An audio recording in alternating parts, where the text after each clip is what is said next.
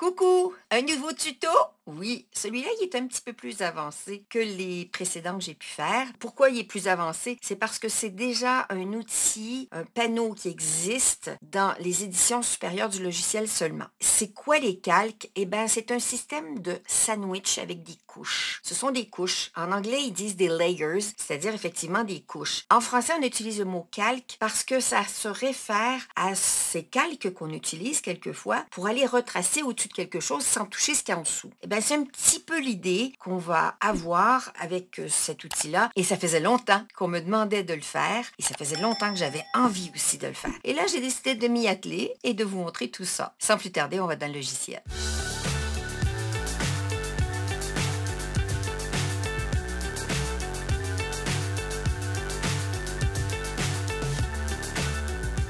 Nous voilà dans le logiciel. Donc, je voulais vous montrer, regardez un petit peu ce que ça a l'air des couches. C'est la petite icône que j'ai utilisée pour la miniature de cette vidéo. En même temps, ça, c'est une reproduction un petit peu de l'icône qu'on retrouve ici en haut à droite dans le logiciel. Là, vous le voyez. C'est cet outil-là qu'on va utiliser. Ça ne sera pas celui-ci. Je le ferme. Ça va être celui-ci. Et là, je suis en anglais, vous voyez, c'est Layers. Je voulais vous le montrer en anglais. Ce que je vais faire, je vais passer au mode français. Donc là, on va dans les préférences et je vais passer au français. Donc ça vous permet de voir un petit peu où est l'outil aussi des préférences. Ça, j'en ai parlé aussi que quelquefois, dans les réglages du menu envoyé, les médias qu'on utilise, quelquefois, il est préférable de venir en anglais le mettre pour qu'il soit dans le bon ordre alphabétique et qu'il se réfère bien à l'emballage des fois des produits silhouettes. Pouvoir mieux comprendre. C'est vrai que le transfert à chaud, en anglais, c'est Heat Transfer Vinyl et ils vont l'appeler HTV. Et nous, ben, on l'appelle Flex. Et quand on cherche Flex, évidemment, on ne le trouve pas. On va le trouver du coup sous format de transfert à chaud. C'est la réalité, puis en même temps, c'est pas notre réalité du quotidien quand on veut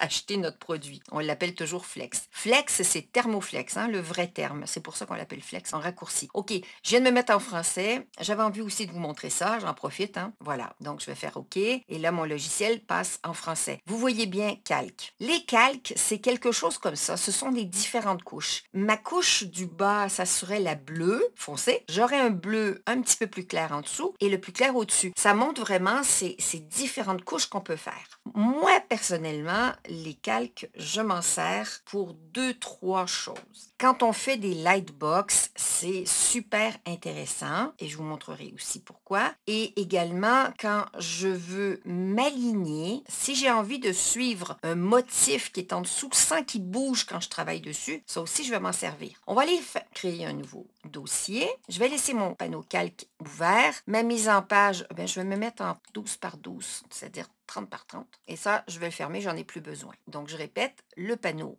calque est ici. Quand j'ouvre le panneau calque et que je n'ai rien de créé encore, il y aura le calque 1 qui va apparaître. D'accord? Sur ce calque-là, je peux très bien décider de me faire une petite forme. Et vous voyez que là, la forme rectangulaire est apparue. Si je veux rajouter une autre forme, toujours en étant sur le même calque, je vais la mettre ici et hop, j'ai une ellipse qui apparaît. C'est jamais un cercle. Tant qu'on n'appuie pas sur la touche majuscule, ça reste toujours un cercle. Si j'ai envie de rajouter une autre forme, et hop, ça devient un outil de rotation. Je ne sais pas pourquoi il s'appelle ça rotation. Je vais le convertir en chemin d'accès. Et il appelle rotation, donc c'est assez bizarre. Je ne sais pas pourquoi il l'appelle comme ça. Ah voilà, il s'appelle polygone, voilà. Maintenant qu'il est passé en vraie forme vectorielle, c'est un polygone. Donc tout ce que je vais pouvoir rajouter en étant toujours sur mon calque 1 va se rajouter ici et aura un nom. OK? Maintenant, si j'ai envie de faire une deuxième couche par-dessus et que je ne souhaite pas toucher à ces éléments-là pendant que je travaille sur la couche du dessus, eh bien, je vais me créer un nouveau calque en cliquant sur plus. Et vous voyez que le calque 2 est activé. Tout ce que je vais faire en étant sur le calque 2 se mettra sous le calque 2. Donc, je vais créer une autre forme. Je vais aller m'en chercher une. Allez, je vais me faire ça. Et là, il va se mettre sur mon calque 2 parce que j'étais bien cliqué là-dessus. Évidemment, ça s'appelle toujours rotation parce qu'on est toujours en semi-vectoriel. Voilà, donc là, ça devient un polygone. Polygone, c'est simplement, ce sont des formes qui sont différentes. Ça, c'est le principe. Donc là, quand mes calques qui sont là, tous ensemble, je peux toucher à toutes mes formes. Je peux les modifier, toutes les formes. Mais elles ne sont pas toutes sur le même calque. D'accord? Si je veux travailler sur mon calque 2 sans que j'affecte mes éléments qui sont sur mon calque 1 qui est en dessous, donc le calque 1 est toujours en dessous, le calque 2 c'est la partie du dessus. Donc ici, si on revient ici, ça c'est mon calque 1, ça sera mon calque 2 et ça serait mon calque 3. Ça serait mon sandwich. Là, j'aurais mon pain, là, j'aurais je sais pas trop, ma viande et puis ici, j'aurais mes tranches de tomates. OK, ça serait mes 3 couches. Donc on revient ici. Donc, si j'ai envie de travailler sur lui sans être en train de toucher à celui qui est à côté, eh bien, je vais le bloquer. Donc mon calque 1, je peux le bloquer en le verrouillant. J'ai beau toucher à ce calque, il ne se passera rien. Ça ne touchera pas, ça ne bougera pas. Et là, je pourrai promener mes éléments dessus sans déranger. Et ça me permettra de m'aligner comme j'ai envie, d'agir sans toucher à mes éléments d'en dessous que je ne voudrais pas, par exemple, déplacer. Okay? Une autre manière de travailler, c'est de masquer mon calque 1. Il disparaît, mais il existe toujours. Donc, ça me permettrait encore là de travailler parce que je n'ai pas envie de voir ce qui se passe en dessous. Si je veux le réactiver, je reclique sur le petit œil. Si je veux verrouiller mon calque 2, c'est-à-dire ne pas toucher à ma scie circulaire ou à mon soleil, je vais le verrouiller et je vais déverrouiller mon calque 1 et dans mon 1, je pourrai déplacer maintenant mes objets. Le principe est donc de pouvoir éventuellement se dire j'ai envie de travailler cette couche-là où j'ai envie de m'aligner avec sans qu'elle bouge. Et vous savez que quand on a beaucoup de couches, ben, le problème, c'est que ça bouge. Pourquoi je m'en sers sur les... Alors, je vais tout déverrouiller. Pourquoi je m'en sers sur des lightbox, par exemple? C'est qu'une lightbox va avoir... Et là, je suis sur le calque 2. Hein? Je ne suis pas sur le 1. Je vais verrouiller mon 1. Attendez, je vais supprimer. Oh, déjà, on peut supprimer. Je vais enlever mon calque 2. Je le supprime. Mon calque 1, je peux aller supprimer un élément dedans. Normalement, je peux. Même pas. Il faut que j'aille les chercher. Ah, ben, il est verrouillé, je ne peux rien faire. Je peux supprimer mes formes une par une, simplement comme ça. Je suis toujours sur mon calque 1. Je vais faire sur mon calque 1 mon rectangle. Je vais refaire un décalage interne un peu plus grand. Et disons que ça serait mon cadre de ma lightbox. Je vais créer mon tracé composite. Je vais lui mettre de la couleur. Et ça serait mon calque 1 qui serait derrière ma lightbox. À vrai dire, il n'y aurait pas vraiment un cadre, ça serait une forme pleine. Allez, je vais le défaire. Je vais scinder mon tracé composite, je vais enlever le morceau du milieu et je l'enlève. OK, ça c'est mon polygone, donc c'est-à-dire mon rectangle. D'accord? Ça serait ma couche du fond. Si j'ai envie de travailler par-dessus pour pouvoir créer les autres formes, je pourrais très bien copier pour avoir le même format de couche. Je vais me créer un calque additionnel. Celui-ci, je vais le verrouiller et sur lui, je vais coller. Attendez, oups, il n'est pas verrouillé lui. Voilà. J'ai donc ma couche par-dessus sans toucher à l'autre en dessous. OK? Celle-là, je lui ferai son petit décalage interne. Je l'applique. Je prends mes 2 morceaux. Je fais un tracé composite. Et là, j'ai une couche qui vient par-dessus. Je vais le faire d'une autre couleur pour bien voir la différence. Et là, je viendrai l'aligner dessus. Et j'irai comme ça en composant tout doucement toutes mes couches. Je peux déverrouiller celle-là pour juste déjà centrer l'un par rapport à l'autre. Je vais verrouiller celle d'en dessous parce que je ne veux pas qu'elle bouge quand j'y touche. Celle-là, si je ne veux pas qu'elle bouge non plus pour faire le prochain, je vais copier mon cadre parce que je veux m'en servir. Je vais me créer un deuxième... Oups, pas ici. Il faut que je me mette au niveau du calque. Voilà, un calque 3. J'ai créé, je vais verrouiller lui et je vais venir coller ma 3e couche où j'aurai mes motifs, hein, parce que là, on n'est pas en train de créer une lightbox, mais ça vous montre comment on peut faire d'une couche à l'autre. Et celui-là, je pourrais très bien le faire d'une autre teinte, allez, un petit vert, et ainsi de suite. Ce que je peux faire, donc, c'est masquer, verrouiller, mais également renommer. Si mon calque 3, j'ai envie de le renommer, je vais me mettre ici et je vais l'appeler le vert. OK? Et je pourrais l'appeler plutôt avant 3. C'est mon vert de mon design. Mon calque 2, je pourrais le renommer et je l'appellerai 2 bleu. Peu importe, on peut mettre arbre, forêt, etc. Et mon calque 1, je pourrais le renommer et lui, je l'appellerai 1. Ça serait mon fond. OK? Donc, on peut aller comme ça, couche sur couche, sur couche, sur couche. Ça, c'est une des premières applications que je trouve super sympa. Donc, je vais tout déverrouiller si je veux tout prendre, tout aligner et déplacer et mettre ici. Le système de couches comme ça, donc de couches de calque, sert également quand je veux envoyer en découpe. Quand je veux envoyer en découpe, je peux me mettre en mode calque et je peux découper. Et vous voyez les calques ont leurs noms qui sont ici. Eh bien, ils réapparaissent. Et là, je peux sélectionner quelle couche je veux découper. Quel calque. D'accord? J'espère que je suis claire dans tout ce que je dis. Autre application pour faire ça, disons que j'ai une image. Je vais aller chercher une image. Je vais donc aller chercher une image. Là, j'ai ouvert un nouveau document pour pas qu'on soit embarrassé par les calques du fichier précédent. Et je vais coller.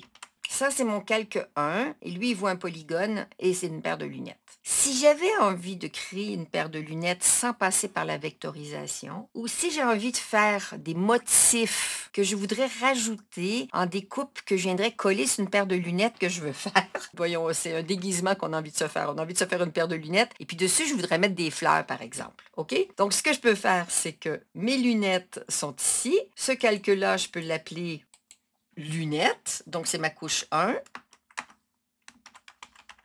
Et celle-là, je vais la verrouiller. Donc, je ne peux pas y toucher. Vous voyez le petit cadenas là qui se promène? Voilà. Donc, ça veut dire que tu ne peux pas toucher. Je vais créer un nouveau calque. Et sur ce nouveau calque-là, j'ai envie de me créer une fleur. Alors, je vais aller chercher un petit motif dans mes flexiformes et je vais créer des petites fleurs. Et vous voyez que pendant que je travaille sur mes petites fleurs, eh bien, je ne suis pas embarrassée par mes lunettes qui sont dans le chemin et qui bougent en même temps. Vous savez, quand on essaie d'attraper. Je vais convertir vers chemin d'accès. Comme ça, c'est une vraie forme. Je vais la colorer. Allez, on va faire des lunettes, une petite fleur orange. Voilà, c'est chouette. Sur ça, je vais faire un petit cercle pour faire le petit trou. Allez, un petit cercle que je vais faire jaune. Je vais mettre mon petit centre dessus et je vais grouper. Et là, je pourrais me faire un ensemble de fleurs qui vont décorer mes lunettes. Je vais leur faire des formes différentes et puis après, je vais leur changer la couleur. Donc, celle-là, je vais dégrouper du coup. Ça, je vais dégrouper pour me permettre de changer la couleur de ma petite fleur. Celle-là, je vais la mettre dans une sorte de rose-violet. Je vais garder le petit centre. Je vais grouper. Je vais reprendre celui-là aussi et je vais lui mettre une autre teinte. Allez, pling. Je vais prendre ça. Je vais grouper.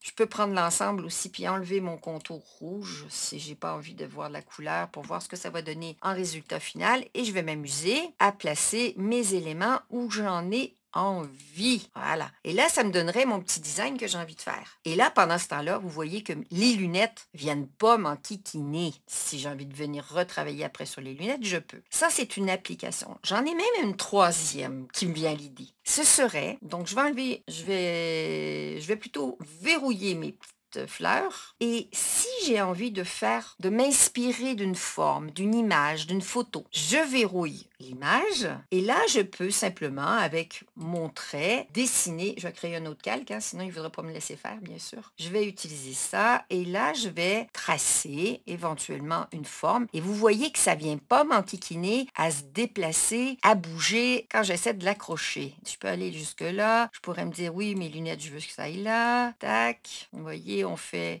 Là, j'ai pris la forme qui est arrondie. Je vais retravailler après l'angle, évidemment.